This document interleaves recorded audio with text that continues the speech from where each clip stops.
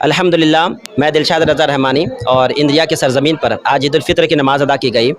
और जैसा कि हमेशा से ये मामूल रहा है कि अल्हम्दुलिल्लाह हम लोगों ने ईद उल फ़ितर की नमाज़ बिल्कुल शांति से के साथ अदा की है।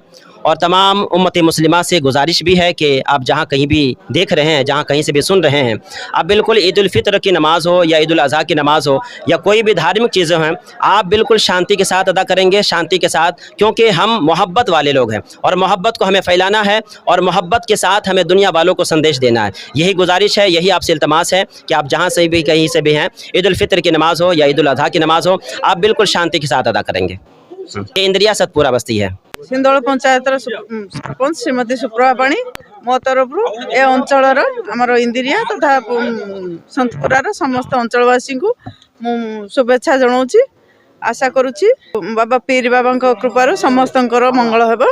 समस्त को आज ईद उपलक्षे शुभकामना और शुभेच्छा जनाऊँगी। पवित्र रमजान उपलक्षे आमर मुस्लिम बस्तीर समस्त आदिवासी माने रोजा रखी आज ईद उपलक्षे से रोजा भांगी।